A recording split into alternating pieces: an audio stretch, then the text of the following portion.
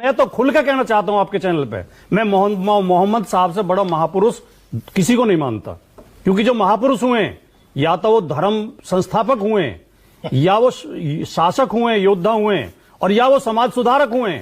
मोहम्मद साहब अकेले ऐसे व्यक्ति हैं जो धर्म संस्थापक भी हैं, जो समाज सुधारक भी हैं, और जो शासक भी हैं। सबसे बड़े दूसरा उदाहरण मुझे बता दें कोई, सबसे बड़े दूसरा उदाहरण कोई सबसे बड़े। नहीं, मैं तो विश्लेषण पार्टी जी सोच समझ के ना, मैं तो विश्लेषण करके बहुत सोच समझ के, सबसे बड़े है ना, सोच समझ के कह रहा हूं, फिर से सुन लीजिए, सबसे बड़े सुन लीजिए, फिर से सुन लीजिए, please allow me to interrupt. काटे करो। हाँ, कोई दूसरा व्यक्तित्व मुझे बता दें जो धर्म संस्थापक भी हो, समाज सुधारक भी हो, और शासक भी हो, राजनीतिक भी हो, ढूंढ के बता दें मुझे इतिहास में। मोहम्मद साहब ने कहा क्या था उस समय, अरब की स्थिति क्या थी, नशा करते थे लोग। मोहम्मद साहब ने कहा नशा मत करो, मूर्ति पूजा मत करो, बेटियों को मत मारो, बेटियों को पैदा होते ही मार देते थे, जुआ मत खेलो, ब्याज पे पैसे मत दो, विधवाओं से वैश्यावृत्ति मत कराओ, उनके साथ विवाह करो, उन्हें घर में दर्जा दो पत्नी का। आप विवादित ये धर्म प्रचार की अनुमति दे रहे हैं क्या? एक सेकंड,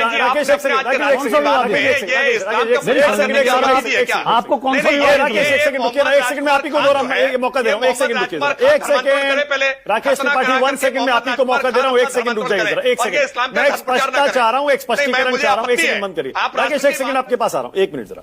आपने कहा भाटी जी सबसे बड़े महापुरुष, मैं मानता हूं, मैं इसीलिए आपसे पूछ रहा हूं। मैं दुनिया का सबसे बड़ा महापुरुष मोहम्मद साहब को इसलिए मानता हूं कि वो धर्म संस्थापक भी थे, वो समाज सुधारक भी थे, और वो राजनीतिक भी थे। इसलिए कहा उन्होंने राजनीतिक सोच, मैंने भाटी जी आपसे इसलिए कहा, आपने क्योंकि हर धर्म का आपको ज्ञान है, आप बहुत पढ़ाई लिखाई करते हैं, आप धार्मिक ग्रंथ भी पढ़ते हैं, आप इतिहास भी पढ़ते हैं, और आपने खुद मेरे शो पे कई बार भगवान श्री राम की तारीफ की नहीं है, और आपने कहा कि उनके जैसा महापुरुष नहीं हुआ। मर्यादा पुरुषोत्तम है, राम का जीवन। आज आप ये क्यों कह रहे हैं कि पैगंबर मोहम्मद जैसा महापुरुष है ही नहीं कोई भी? वो जो है तीनों खूबियां उनके अंदर हैं, वो धर्म संस्थापक भी हैं, वो समाज सुधारक भी हैं। राम ने समाज सुधार का कोई संदेश नहीं दिया हमें, राम ने मर्यादाएं स्थापित की, परिवार की मर्यादा, पिता की आज्ञा का पालन करके वन को चले गए, भाई के साथ कैसा व्यवहार किया जाए, पत्नी के साथ कैसा व्यवहार किया जाए। राम ने यह भी सिखाया कि शत्रु के साथ कैसा व्यवहार किया जाए। रावण के साथ भी उनका व्यवहार अमर्यादित नहीं है। मृत्यु सैया पे पड़े रावण से भी लक्ष्मण को भेजते हैं कि इनसे शिक्षा लेके आओ, इनसे राजनीति की बातें सीख के आओ, ये विद्वान व्यक्ति है। लेकिन जब और जो बीजेपी का जो प्रयोग है, बीजेपी जो ये प्रयोग करना चाहती है, अगर आई लव मोहम्मद के पोस्टर न रोके गए होते तो बरेली का प्रदर्शन न हुआ होता। बरेली का प्रदर्शन गलत है, मैं मानता हूं। मैं इस संदर्भ में जावेद अख्तर की एक नज्म पढ़ के अपनी बात खत्म करना चाहता हूं, बहुत संक्षेप में। देखिए, और इसे समझने की जरूरत है। किसी का हुक्म है, इस गुलसिता में बस एक रंग के फूल होंगे, कुछ अफसर होंगे जो ये तय करेंगे गुलिस्ता किस तरह बनना है कल का। यकीनन फूल तो एक रंगी होंगे, मगर ये रंग होगा कितना गहरा कितना हल्का, ये अफसर तय करेंगे।